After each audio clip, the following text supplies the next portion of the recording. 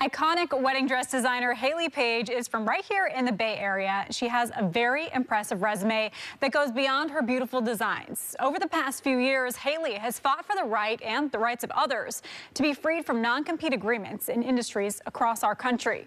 She recently shared her story in the nation's highest court. We are so excited and honored to welcome her to Live in the Bay with us today. Hi, Hayley. Hi, Rachel. How are you? I'm great, thank you. We are so excited to hear your story and, of course, to see some of your beautiful designs. I want to get to everything today. Let's start at the very beginning. Take us back and tell us how you even became a wedding dress designer in the first place. It was always my biggest dream, and I was lucky enough to be exposed to creativity and design very early in life.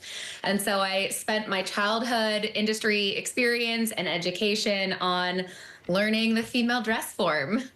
Very cool. You said it. You're in a dream career, and it sounds so cool. You went to school for this, and then you got maybe what seemed like a dream job. But then along the way, something went wrong. Tell us what happened to the rights to your name and with your case here. Yes, so I was a head designer working for a house of brands, and I signed an employment contract when I was 25 without a lawyer, in which I gave the right for my name to be trademarked, as it was the name of the collection I would be designing for. And I was super eager and excited to fulfill my dream. I was also intimidated and didn't really know what to expect with respect to how legal contracts can be interpreted. And I got right to work. This led into a beautiful chapter of so many incredible moments with beautiful brides around the United States.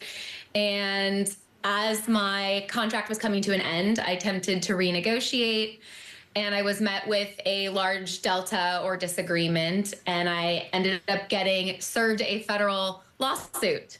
And that led into a 3.5-year period in which there was a legal dispute, and very nuanced, but I lost the right to use my name in any business or commerce, even to publicly identify. And I was also under an unpaid non-compete in which I could not practice my chosen trade.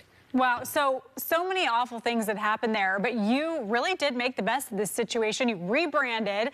Tell us about the rebranding and then what you did in the meantime.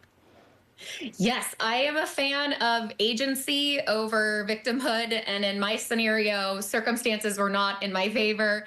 So I felt like I needed to take control and not let those circumstances be in the driver's seat. So I went into a non-competitive category, which was women's shoe design. And it was my first time starting a small business. It has been extremely challenging and fulfilling in a lot of ways. And now that I've had this experience, I feel like I can wholesomely look at ways to protect not only employees, but also small businesses. Very cool. And we're seeing video of some of the shoes you designed right now. Tell us about that. Yes, shoe design has been an incredible landscape to explore. It's a lot more inclusive because you don't just have to be engaged to participate in fabulous shoes. And there's been also a lot of challenges in just learning size runs and inventory management. But ultimately for me, I just wanted to create, and I was so lucky to have a community that was supportive of my reinvention. And I went by the name Cheval, which is the French word for horse, during the period in which I could not use my name. Okay, gotcha. So your story is so impressive. I want to know more about how it feels to design these beautiful dresses and shoes, and then see a bride or someone love something that you made. What is that feeling like for you? It's definitely hard to describe the feeling, because there is something so incredibly joyful, but also very connecting. And in a lot of ways, I think that design is just the way that I communicate. And it's wonderful to have a reciprocity that is so incredibly appreciative and loving and sentimental. And I've just enjoyed every part of my journey in interacting with brides and getting to speak with them through the language of dress design. Well, the dresses are so beautiful. It is so much fun to see your designs and see the way you sketch them. Tell us a little bit about the process that goes into that. I am pretty hands-on and meticulous when it comes to the development process. So I do start with inspiration. I do a lot of sketch work. I love illustrations. They're very cartoonesque and really personify the whole process for me. But everything is an evolution.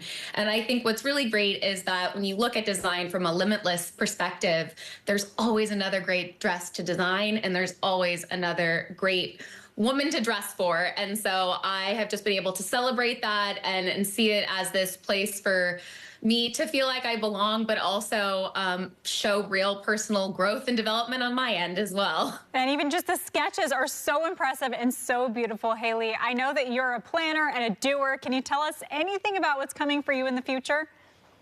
Yes, well, now that a new door, I should say old door, has been opened up again and I am allowed to practice my chosen trade, I will be re-entering the wedding dress industry. And so I'm in the process of running a process, looking for the perfect kind of scenario to strategize and bring back the beauty and sparkle and the signature Hayley Paige aesthetic. I actually purchased the entire IP portfolio for Hayley Paige, so I will be reworking some of my signature looks and also hoping to move the aesthetic forward, but I'm just excited to make up for lost time. Such an exciting time for you to come back. We are so glad that is happening for you. Hayley Paige, thank you so much for joining us today. Thank you, Rachel. Of course.